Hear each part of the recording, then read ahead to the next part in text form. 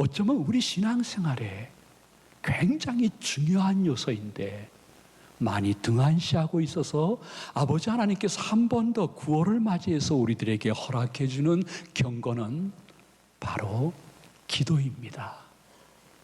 기도 회복인 것입니다. 이 기도만 회복되어지면요, 여러분, 제가 자신 있게 말씀드릴 수 있는데 모든 것을 회복할 수 있습니다. 기도 회복은 기도를 통해서 회복되어지는 역사 때문에 하면 할수록 더 신비하고 더 하고 싶고 더 기쁨이 올 수가 있습니다. 그리고 간증이 올 수 있습니다.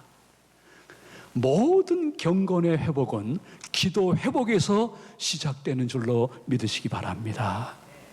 왜냐하면 하나님의 능력이 나오는 출구는 바로 기도입니다.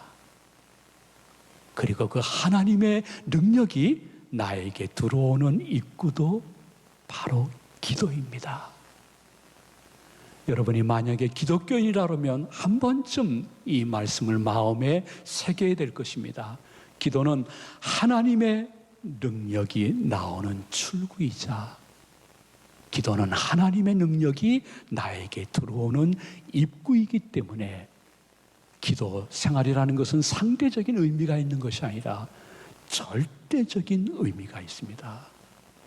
그래서 기도의 대장이었던 사도 바울은 하루하루를 살아가면서 늘 너를 위해서, 내 자신을 위해서 기도도 해야 되겠지만은 너희 가족과 너희 성도님들과 이 나라를 위해서 기도해야 되겠다 하시면서 에베소서 6장 18절 말씀에 이렇게 우리들에게 권면하셨습니다.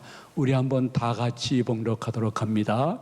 모든 기도와 간구를 하되 항상 성령 안에서 기도하고 이를 위하여 깨어 구하기를 항상 힘쓰며 여러 성도를 위해 구하라. 아멘.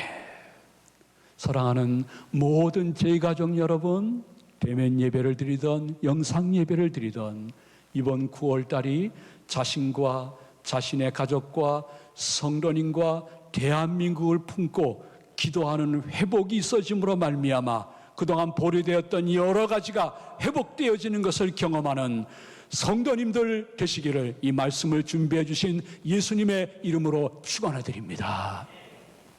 근데 본문의 사도 바울이 아니라 다윗이 기도를 하고 있는데요, 다윗은 본문뿐만이 아니라 시편에 참 많은 곳에서 자신의 기도를 하나님께 올렸습니다.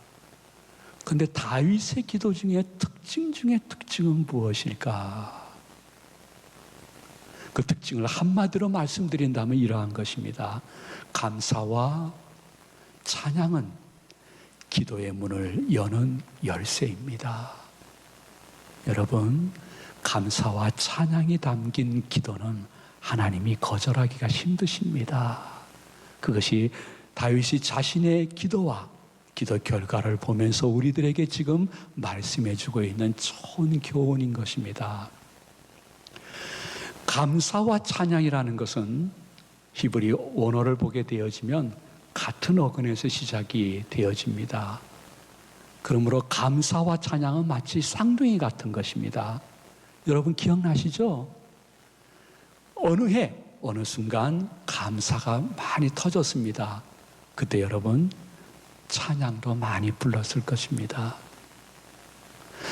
나도 모르게 보여서 성령님이 계속 나를 자꾸만 찬양의 세계로 인도했을 때 여러분들은 삶 속에 감사가 많았음을 지금 추억하고 있을 것입니다. 기독교인들은 누구일까? 하루를 시작할 때에 감사와 찬양이 담긴 기도로 시작하는 분들이 기독교인들입니다. 그리고 감사와 찬양이 담긴 기도로 하루를 마감하는 것이 우리들만이 갖고 있는 특권인데 성도님들 지금 어떠신지요?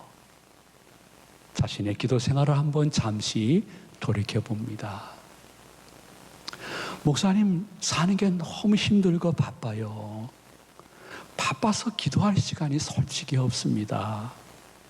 그렇다면 저는 여러분들에게 이렇게 말씀을 드릴 수가 있습니다. 너무 바쁜 것은 나쁜 것입니다. 너무 바빠서 아침에 일어나 잠시 기도할 시간이 없다는 것은 게으른 것입니다. 잠깐 바쁜 중에서 삶의 속도를 늦추고 여유를 갖고 주님을 한번 대면하는 것이 우리들만이 가질 수 있는 의무요 특권인데요. 코로나 전에 너무 정신없이 바쁜 한 주를 보내는 어느 날 친구들이 전화를 했어요. 이 목사야, 우리 좀 1박 2일이라도 조용한 데 가서 좀 쉬었으면 좋겠다. 우리 부부가 같이 가자. 솔직히 1박 2일 시간 낼 수가 없었습니다. 40년 친구인데 거절하기도 어려웠습니다. 시간을 내서 전 평생 처음 가봤습니다. 전남에 청산도라고 있죠. 청산도. 여러분 아세요? 청산도? 안 갔다 오셨어요? 가보세요. 너무 좋아요. 배를 타고 들어갔는데 거기에는 유명한 관광지도 없었습니다. 훌륭한 오락시설도 없었습니다. 그냥 섬의 조용함과 그리고 모든 속도가 느린 것 같은 느낌이 있었습니다. 그래서 저도 우리 아내도 정말 오랜만에 모든 걸 내려놓고 조금 늦게 걷기도 하고 생각도 좀 깊게 하는 시간을 가졌습니다. 정신없이 살았는데 또 정신없이 살아야 되는데 한 섬에 들어가서 굉장히 천천히 하루를 보냈는데 뒤처진다는 느낌이 전혀 없었습니다. 그리고 잠시 하루 내가 늦게 살았는데 또 천천히 살았는데 그 다음에 인천 올라와서 사역을 감당할 때에 마음이 또 삶이 충전되어서 더 기쁨으로 사역했던 추억을 기억하고 있습니다. 너무 바쁜 것은 좋은 것이지만은 잠깐 기도할 시간도 없을 정도로 바쁜 것은 나쁜 것이요 게으른 것입니다. 아마도 생사를 걸어놓고 시편 기자 중 다윗이 아버지 하나님께 기도한 모든 내용들은요 거의 사울왕과 그의 정예 요원들에게 쫓기는 도망자의 신세 때 기록한 것이 많습니다. 그는 하룻밤 자면서 내가 내일 아침 일어날 수 있을까 하는 두려움 속에 매일 자던 사람이었습니다. 근데 놀라운 것은 내가 아침에 일어났다는 것입니다. 너무 신기하기도 하고 감사했습니다. 또다시 도망자의 바쁜 생활이 시작되었지만은 그가 강조한 것은 본문에 보는 이른 아침에 일부러 시간을 내어 아버지 하나님과 대면하며 하루를 맡기는 기도를 드렸다는 것입니다. 그는 아침에 일어나서 저 멀리 사울왕과 그의 휘하에 있는 부하들이 오는 것을 보면서 내가 어느 지형으로 도망하는 것이 올바를까 그거를 먼저 생각하지 않았습니다. 내가 도망할 수 없어서 나를 따르는 수백 명과 함께 저들을 대적하며 전쟁을 일으키고 싸워야 될 때 어떤 방식으로 전략을 세울까 부하들과 협의하는 시간도 첫 번째 갖지 않았습니다. 그가 제일 먼저 가진 것은 이른 아침에 삶의 속도를 늦추고 아버지 하나님과 잠시 대화하면서 자신의 사정을 아뢰이는 시간만큼은 포기할 수 없음을, 그것이 지난날 경험으로 봤을 때 자신의 삶을 지켜주시고 자신의 목숨을 지켜주신 하나님의 은혜를 받는 지름길이라는 것을 알았기 때문에 그것만큼은 어떠한 상황 속에서라도 포기하지 않은 것입니다. 그가 아침에 드린 기도 내용이 1절서부터 10절까지 있지만은 시간 관계상 다 말씀을 못 드리고 그저 우리는 16절, 17절에 그의 기도를 한번 다 같이 기도하는 마음으로 봉독하도록 하겠습니다. 나는 주의 힘을 노래하며 아침에 주의 인자하심을 높이 부르오리니 주는 나의 요새이시며 나의 환난 날의 피난처이심이니이다. 나의 힘이시여 내가 주께 찬송하오리니 하나님은 나의 요새이시며 나를 긍휼히 여기는 하나님이심이니이다. 아멘. 아침 시간이었습니다. 그는 기도 내용 속에 이렇게 기도하고 있습니다. 지난날도 그렇고 오늘 아침에도 주는 나의 힘이십니다.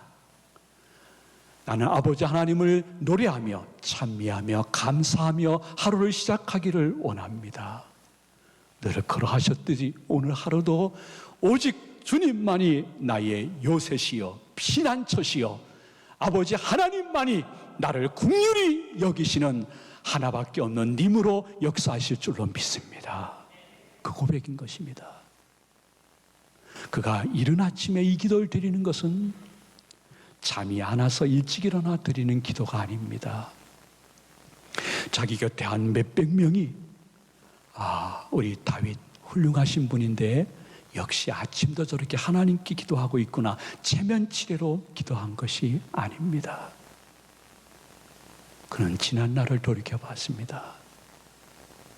수없이 많았던 위기의 순간들, 그리고 넘어지고 자빠질 수밖에 없는 순간들, 하나님께 엎드렸더니 사람에게 무릎 꿇지 않게 하시는 그분을 발견한 것입니다. 죽음의 고비를 계속 넘기면서 그가 고백할 수 있었던 것은 나의 힘은, 나의 요새는, 나의 피난처는 나를 긍휼히 여기는 아버지 하나님 외에는 없습니다. 하나님, 하루 막힙니다. 이 기도대로 저를 긍휼히 여겨 주옵소서. 이 기도에 대해서 예수님은 우리에게 이렇게 말씀하셨습니다. 아버지 하나님이 네가 떡을 달라는데 돌을 주면서 씹어 먹어라 이렇게 하실 것이냐? 하나님은 그러한 아버지 하나님이 아니다. 네가 생선을 먹고 싶어서 생선을 달라고 아버지 하나님께 기도할 때에 아버지 하나님이 독이 잔뜩 오른 뱀을 주면서 그것을 잡아서 찢어 먹어라 말씀하시는 하나님이겠느냐? 아버지 하나님은 그러한 하나님이 아니다.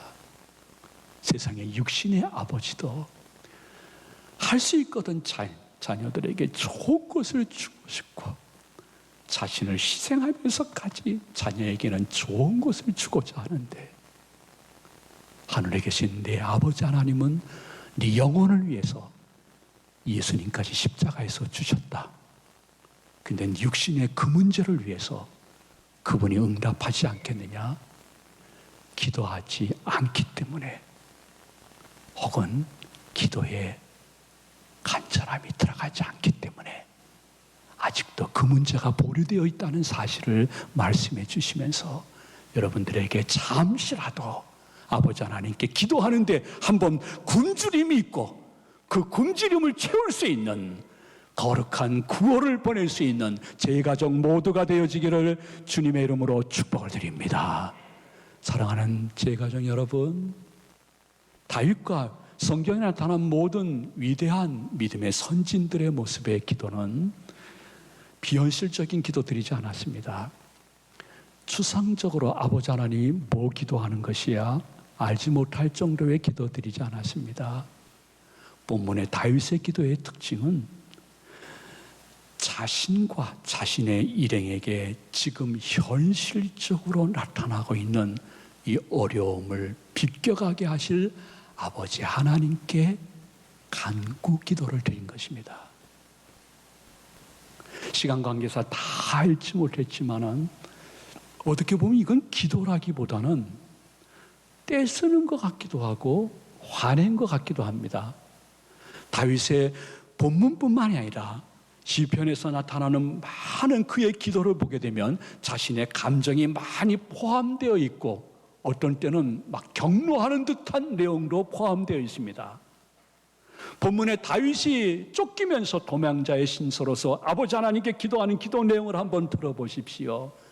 사울과 저들이 나를 치려오고 있는데 저 사람들은 피 흘리기를 좋아하는 사람들입니다. 하나님 더 잘 아시죠?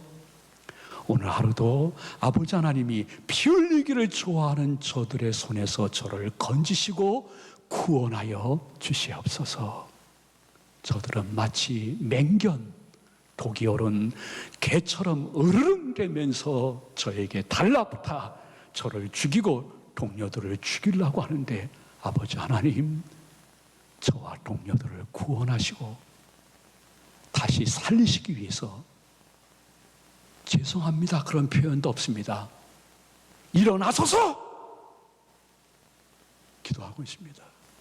물론 의인법이 본문에 적용되어지지만은 아버지 하나님, 저를 위해서, 우리 동료들을 구원하시기 위해서, 건지시기 위해서, 생명을 지키시기 위해서 보좌에서 일어나셔서 우리를 도와주시옵소서. 저를 도와주시옵소서.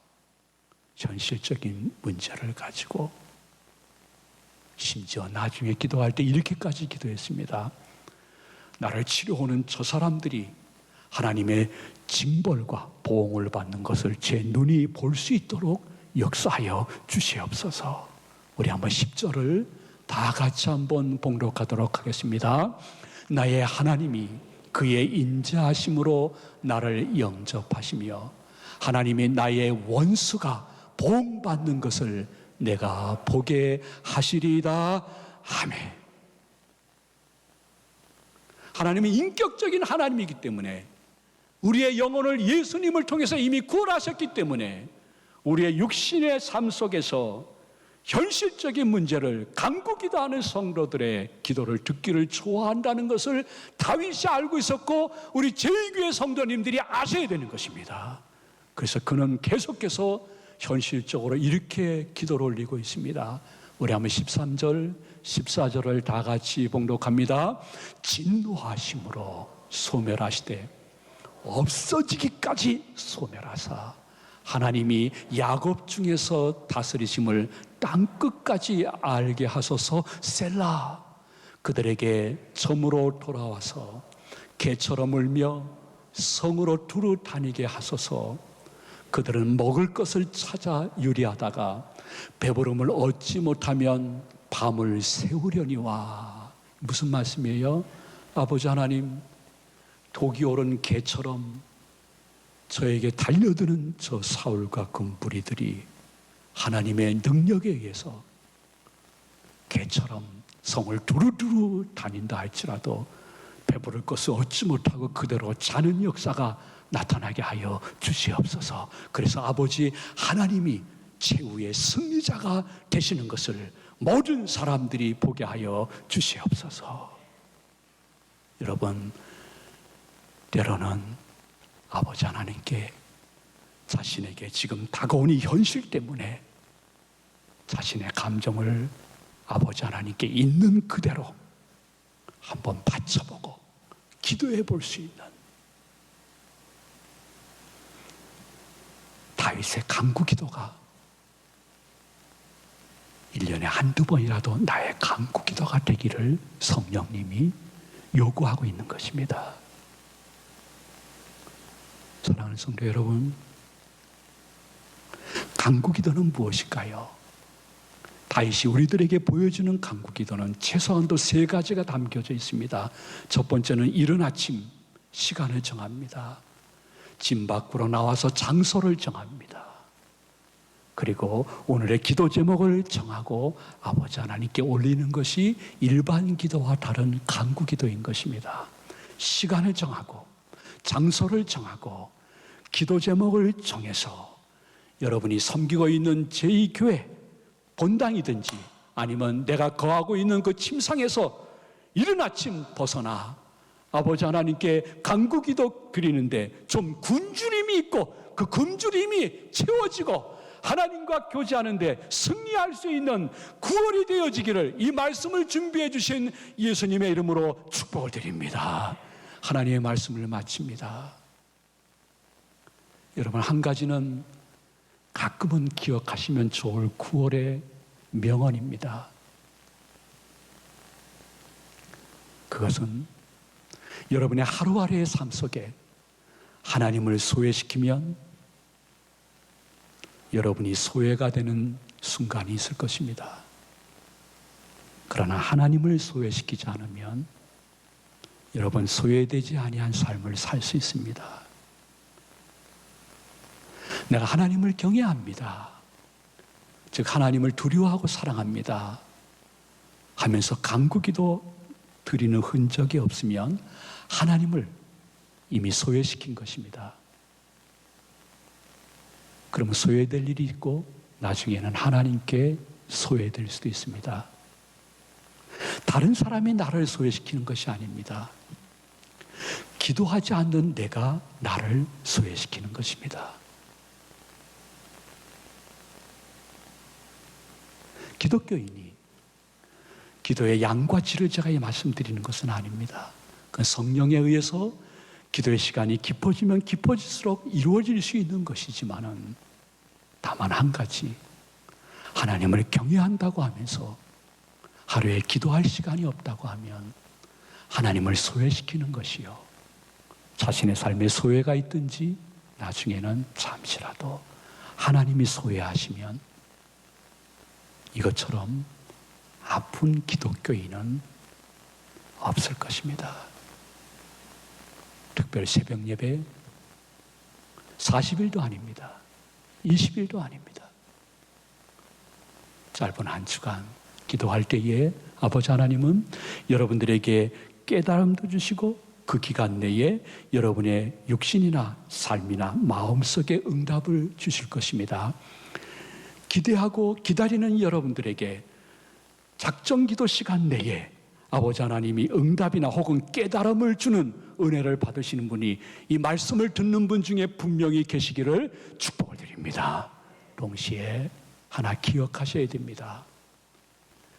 기도 응답은 기다림입니다. 만약에 내가 기도하는 시간에, 기도하는 장소에 내가 작정한 기도 내에 모든 것이 다 응답되어 된다고 생각하면 그것은 내가 하나님이 되어지는 굉장히 위험한 생각입니다. 기도는 내가 기도할 때 즉각적으로 응답될 수도 있습니다. 며칠 후에 응답될 수도 있습니다. 몇 년, 몇십 년 후에 응답될 수도 있습니다. 내가 죽어 천국 간 다음에 내 자손, 손주, 증손주 때 가서라도 응답될 수 있습니다. 수정해서 응답될 수도 있습니다. 그러므로 기도 경건 중에 굉장히 중요한 경건은 기도 응답을 기다리는 기다림인 것입니다. 여러분 한번 이렇게 생각해 보시겠어요? 맷돌이 움직이죠? 하나님의 기도 응답의 맷돌이 움직일 때에 우리가 생각할 때 굉장히 천천히 움직이는 것 같습니다. 답답하기도 합니다. 그러나 그 맷돌 가운데 있는 곡식들은 점점 빠지고 있습니다. 내가 생각할 때 기도응답이 좀 늦는 것 같더라도 아닙니다. 그 안에 있는 내용물들은 점점 잘게 빠지고 있습니다. 응답은 계속 되고 있지 최종 결론만 안 난 것뿐입니다. 저의 일평생 목회 철학 중에 하나는 여러분 가운데 기억하시는 분들도 계실 것입니다. 기도했으면, 기다리고 기대하면 기쁨과 기적을 줄 때가 있을 줄로 믿습니다. 그건 어쩌면 제가 죽기 전까지는 잊혀지지 않을 저의 목회 철학 중에 하나입니다. 아버지 하나님께 기도하게 되어지면, 그리고 기대하고 기다리면 썰물의 때가 끝나면 기필코 밀물의 때가 오게끔 되어 있습니다. 기도하는 분에게는. 그런데 성경에 기록된 것이나 저의 경험으로 봤을 때, 만약에 여러분들이 하나님 아버지, 저는 기도할 따름이에요. 응답은 그냥 하나님의 때에 하나님의 방법으로 하세요. 저는 계속 기도하고 기도 응답을 포기하지 않을 거예요. 제가 조금 독한 놈이거든요. 그러니까 전 끝까지 그 응답 주실 때까지 전 기도할 거예요. 그 기도 제목을 가지고 하면 아버지 하나님이 긍휼히 여겨서 그런지 응답의 때를 앞당겨 주시는 것도 여러분들도 경험했고 저도 경험했습니다.